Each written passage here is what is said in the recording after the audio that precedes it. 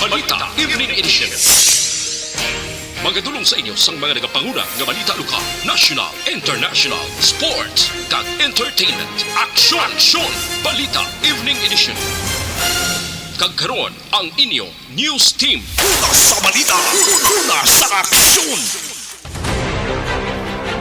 Mayong gabi syudad sa Bacolod, Western Visayas kag bugos nga Pilipinas. Welcome na sa pagpangalagad sa aksyon Balita Evening Edition. Karon nga adlaw Huwebes, Setyembre 29, 2022. Ako ang inyong tag balita, Aksyon Dale Salazar. Para sa mapangulong dinalan na una kita sa mga balita lokal. Negros Occidental nadugangan sang duwa pa ka kaso sang kolera. Masobre sa kalibo ka personal gin-deploy na para sa Mascara Festival 2022. Sa balita national, pag-imprenta sang balota para sa barangay kag SK elections nag-umpisa na. DOH ginabantayan ng pagsaka sang COVID-19 hospital admission sa 5 ka lugar sa NCR. Detalye sang mga balita lokal pagkatapos gid lamang sini. Barangay 684. Drama komedya nga nagatalakay sa mga hitabo sa kabuhi, isyu politikal, siyensya, kag kinaugali sa sulod kag guwa sang pungsod Pilipinas. Oh my God! Wow! Ang mga tagpalamati magkakadlaw sa pagbabati paagi sa kalaglawan nga mga characters kag mga eksena sa atong drama komedya nga mahimo nagakatabo sa ila kasilingan, kapitan, mayor, congressman, senador kag presidente man nga makahatag kalingawan sa matag adlaw nga tanan. Gunggong! Barinig kita sa mukha eh! Barangay Ari, amo na po nang si mama wala di eh. Atos na Bacolod. Sa akong birthday gani maabot eh. Ako lang sa balay. Pero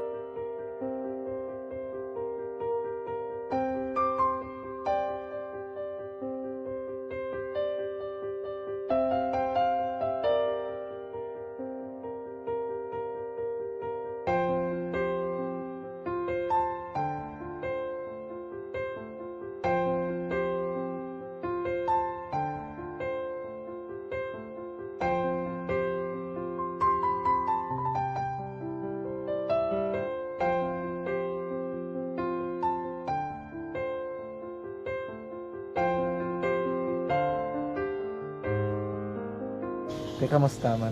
Ako na would like eh. Mayara kita na butang sa module nga search mo. Tapos bala mayara nga ilang taon mo sa YouTube. Tiway ka man gamitan. Ti laktaman lang nanay eh. Tapos, ano naman, ublaw ng dason. Brown na dason. Singgaw na pasensya ma'am. Paano ka nakapadala sulat? Nagulam na ko sa akon nga friend. Kasi Regine bala. Sa kay ay. Nang walang ka cellphone. Wala mo sa ina. Pero sino to Facebook? Imo to Facebook. Bali, paano ka nakabalo nga may... Hindi kasi sugad ni Lola sa akin. Siya nagtulo sa akin nga, kamo bala, nang nabatian niya sa Action Radio sang aga gito. Oo. Ganun ba lang, isulat ko kung anong imuon. Ng pag sa page, i-like, i-share. Tinasunod mo tanan yung ano. Isunod ko lang man. Okay. Pero ka-expect ka na na makadaog ka. Wala, pag-id kayo daw, gusto mo ako daw, ano naman daw, gusto ko, basta, hindi ko ba siya ma-expect nga madaog. Wala nga ma-invita siya sa ARB 4 piece lang. Amo na gani pagkabati ko kay Pizza Langga, ari ay pamati ka mo. May gin-offer ang Action Radio sa mga purpose na kumpos na eskwela. Primary kag secondary ka na. For bugtaw. I-record sa ang kinanglanong makapasisipar ka na. Ipukaw ko niya. Karoon na siya sa umuwan kung umanaki. Update mo na siya. Matinandao na siya. Damo to, nugid na siya. Niya padala ko na tula hasta imo mga klase ko makadaog ka man rapo ko ng tatugan ko balala. Di siling ko sa iya, ako bala. Kung ano ang akong ginatulog sa inyo, tiyo mo, ikayuan mo na. Pagdaswan, ang Action Radio, amo na siya ang toy-toy sa akon. Manakabati ako kahit tungod nga idol kong Action Radio nga permi ko daga pamati hasta magapon. Kung itandaan ko nga program nila, mga angkor manda, siling ko pasalamatan tagi ng Action Radio. Kay pag-open siyang panawagan, nabatian ko dayon. Kag nabuligan, kag nadala ka sa tampay. Dapat mo ginanga salamatan ang Aksyon Radio, ang tanan nga reporter dira kay kung wala ako nagapamatik kami sa Aksyon Radio, wala ka kaabot. Action Radio Philippines Standard Time na 6:13 kagkaron sa detalye na sang mga balita lokal. Pito ng kumpirmado nga kaso sang kolera sa Negros Occidental. Suno kay Governor Bong Lacson, may duha ka nagdugang nga kaso sa diin na mga pasyente ang residente sang Barangay Ginhalaran kag E. Lopez tanan sa may siyudad sang Silaya. Ginpahayag ni Lacson nga magamay pa lamang kadamuon sang kaso apang may posibilidad nga magdugang kag makabig nga makaalarma kung wala sang ginahimo nga tikang ang lokal nga gobyerno. Sa karon, may 5 na ang kaso nga na-record sa may silay sa din 3 sa may niang gikan sa may barangay Ginhalaran. Isa sa 3 mo ang 88 anyos nga napatay samtang may isa sa may lantad kag isa man sa E. Lopez. May isa man ka residente sa Ibi Magalona kag Victorias ang nagpositibo sa mga masakit. Liwat tingin mano ni Lacson sa mga local government unit ang pag-inspeksyon sa mga water sources kag water refilling stations. Miyerkules, ngadlaw sang ginpadala na sa RITM ang water sample nga ginkuha sa lugar nga ginaistaran sa mga pasyente agud ipaydalom sa laboratory examination.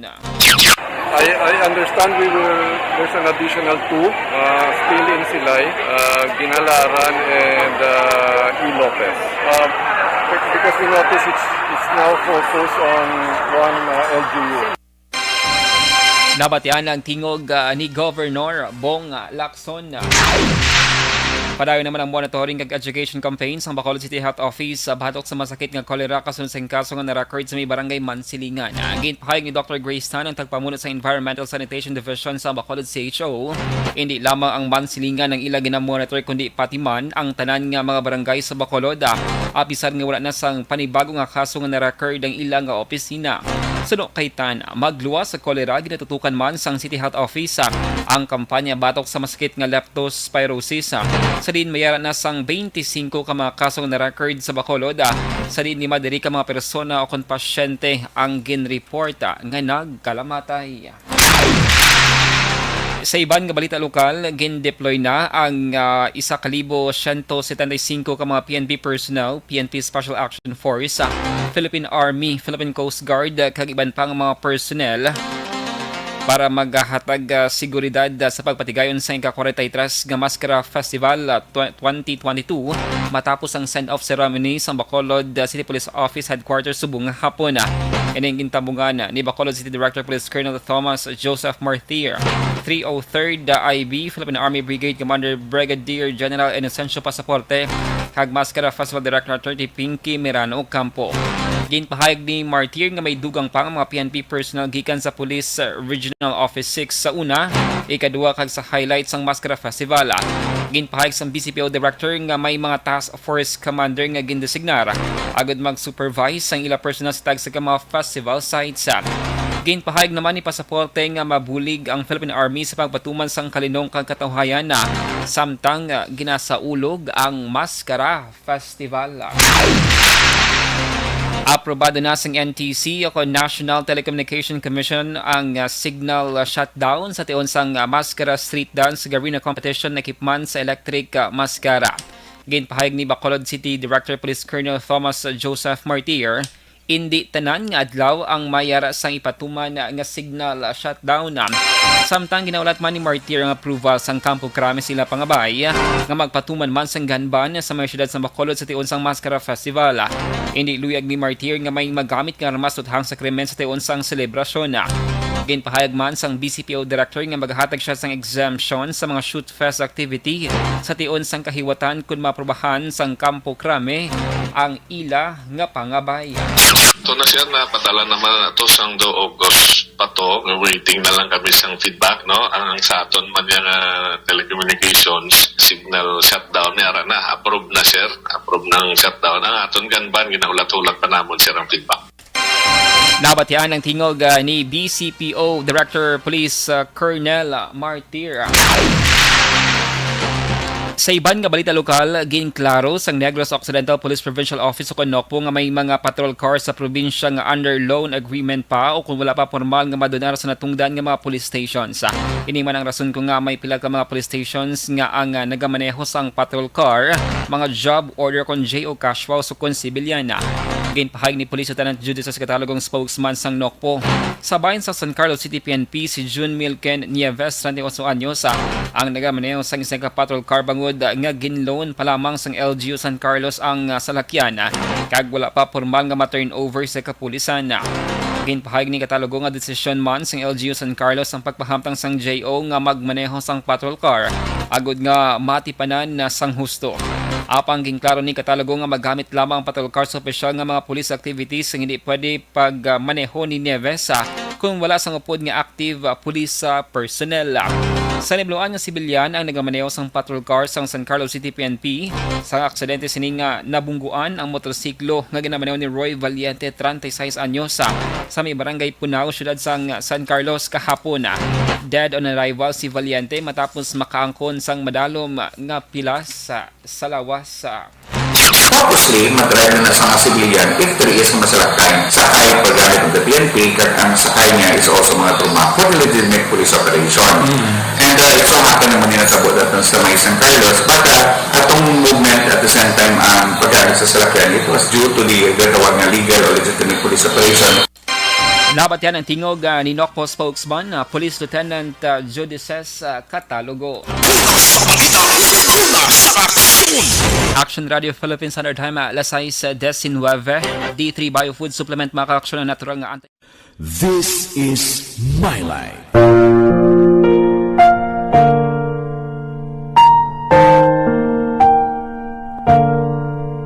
This is My Life. Ang tagsakatawo may kaugalingon nga istorya. Ang tagsakatawo may pinasahi nga inagihan sa kabuhi. Ang imo pagpasimpalad, pangabuhi kag kabudlayan, personal man o kung pamilya, hatagan sang kabuhi diri sa This is My Life. This is My Life. Magahatag sang kalingawan sa kahanginan sa mga mapuslanon nga impormasyon kag kasaysayan. This is My Life. Hi, ako si Boy Duran, kaya I've been with Action Radio for almost mga 27 years. I'm Action Artay Kupon, the anchorman of Action Hotline program. I've been in Action Radio for more than 15 years. Hi everyone, I'm Wilma Antopina Sugaton. They call me Tito Wilma. I've been in Action Radio Bacolod for almost 2 decades.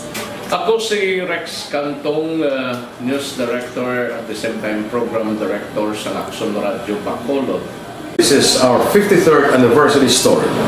Sa nagapadayon nga pandemya, hangkat para sa pungsod Pilipinas ang budget nga kinahanglan sa mga programa agon mapunggan ang paglaton sang COVID-19. Apang bulan sa Agosto nagwa ang balita. Si Castillo gidmani ang napatay ni katingkalamo sa mga pasunib. Anong narabutan niyo sa investigasyon, Sir Man? Pag binaluhan ay tiro sa mga katapos ang PNP kag PNP. Klaro ni nga misencounter gid ni. Apat ka mga persona napatay sa naglutad nga shootout sa tunga sang Pag champion ang ginamit mo, may pagkakataon kang maging milyonaryo. Champion na, milyonaryo pa! Ilagay sa isang papel ang iyong name, age, address, phone number at pirmahan. Ilagay sa isang white legal-sized envelope at lakipan ng alinman sa mga required proof of purchase. Kasama dito ang tamang bilang ng empty sachets, wrappers at mga pouch ng Champion Superpower Detergent at Champion Antibacterial Fabricon. Sa labas ng envelope, ilagay ang promo title, ang POP na ginamit at MBC station na yung pinakikinggan. At ihulog ang iyong entries sa mga drop boxes na makikita sa iyong mga favorite MBC radio stations. Mas maraming entries, mas malaki ang chance mong manalo. Mamimigay kami ng 1 million pesos sa ating grand draw at libo-libong piso pa in cash sa mga weekly draws na magaganap sa mga MBC radio stations nationwide. Champion na, milyonaryo pa. Champion, tapat po sa inyo. Brought to you by Champion Superpower Detergent with X-Stain Technology at Champion Antibacterial Fabric Conditioner. Timbangan sang katarungan. Timbangan sang katarungan. Panatuntunan sa mga individual nga nagatalakay sang ilang kabuhi nga nakahimo sa mga butang nga may salabton sa kasuguan. Court is now in session. Pagpangawat, kidnapping, pagpamatay, imoralidad, iligal nga droga kag iban pa nga klase sang krimen. Kalabanan sa ila nagapating nga makaluwas sa ila nahimo nga sala, apang ang timbangan sang katarungan wala nagakatulog. Kag madabat ang sinuman nga matuon nga nakasala, kag mahatagan hustisya ang wala sang sala. Ang tanan dapat alalangay lang. Timbangan sang katarungan. Mabatian kada hapon pagkatapos ng drama, mensahe sang paghigugma.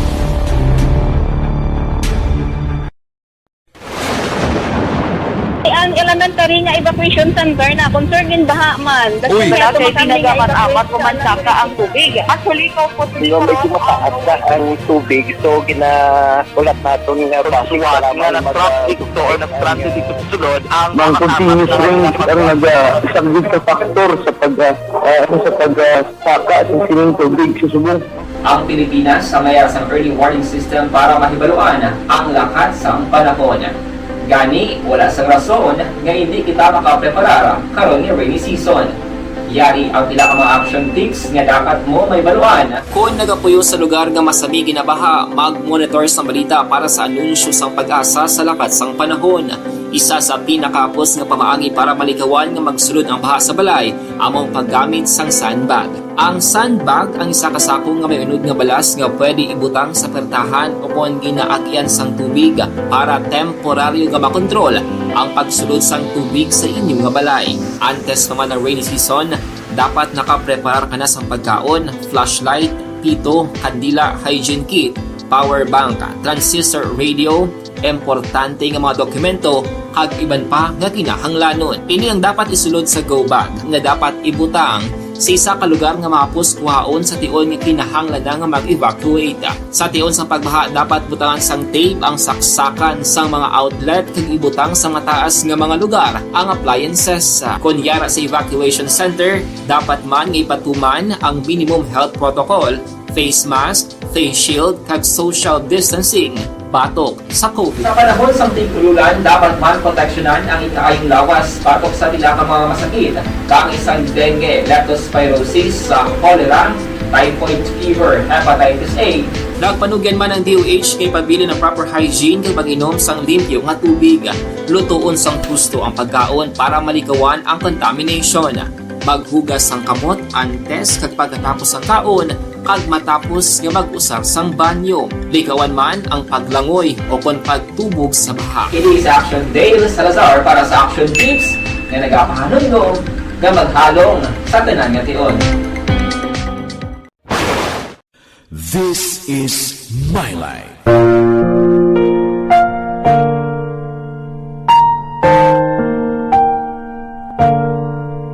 This is My Life. Ang tagsa katawo may kaugalingon nga istorya. Ang tagsa katawo may pinasahi nga inagihan sa kabuhi.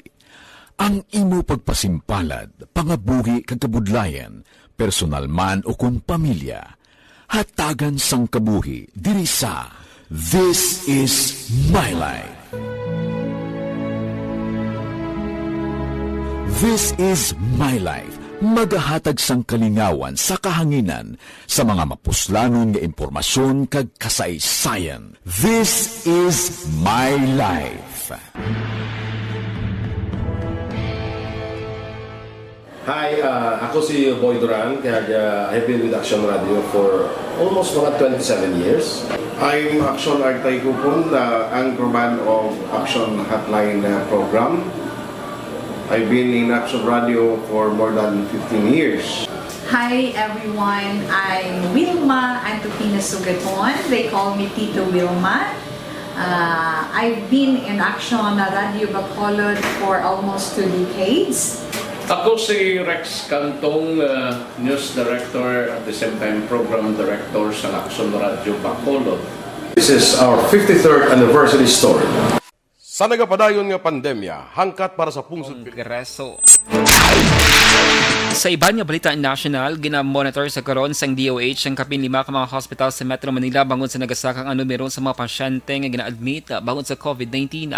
Ginpahayag ni Dr. Maria Rosario Verhereng OIC sa DOH, apisar nga ang hospitalization rate sa Pilipinas ang manubo sang 50%. May 13 ka mga areas sa NCR nga karon na paidalom sa moderate risk sa COVID-19. Ginpathag ni Verhereng nga ini ang nagabot silingon nga nagasaka ang hospital admission sa sining mga lugar bangod sa masakita. Sa record sang DOH, ang NCR ang may pinakadamo nga COVID-19 infection sa duwa ka sibana nga may 13,984 cases. Sa datos naman sang DOH tubtob Setyembre 26, ginausal sa karon ang 7,446 ka mga COVID beds, samtang may masobra 21,000 ang bakante kag nagsaka sa 26% ang occupancy rate. Sa katapusan nga balita national, posible hindi na mapalawag ang paghatag sang educational assistance sa mga pigadong estudyante matapos nakarelease ng DSWD sang 1.7 billion nga balor sang ayuda sa masobra 700,000 ka mga benepisyaryo. Ginpahayag ni DSWD spokesman Romel Lopez, ginakabig nga nangin madi na lagon ang paghatag sang ayuda sa 6 ka mga Sabado. Suno pa sa iya na usar na sa ahensya ang ginpain nga pondo sa sininga programa, lakip man ang hinduga nga pondo. Una nga nagpahin ng DSWD sang 1.5 billion pesos sa sininga programa, pero suno kay DSWD Secretary Erwin Tulfo nagakinahanglan pa sang duga nga 200 million tubtob 300 million pesos. Ginpahayag ni Tulfo nga hindi nagakaigo ang pondo ilabida nga naglambot sa 2 million ka mga estudyante ang narehistro sa ila nga sistema.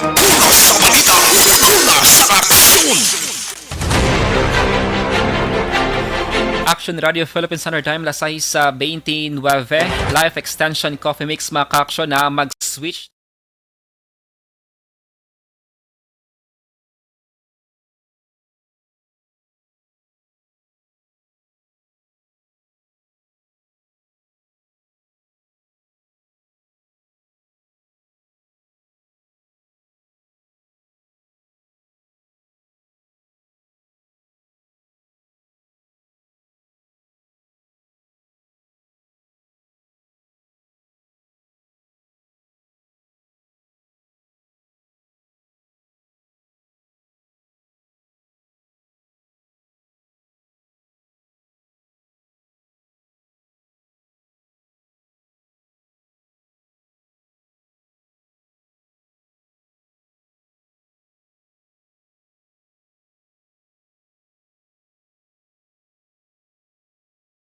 Radio Philippines Standard Time, las 6:30.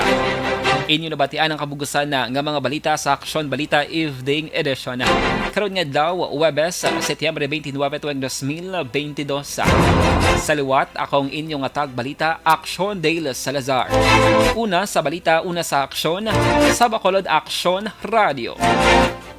Action Radio!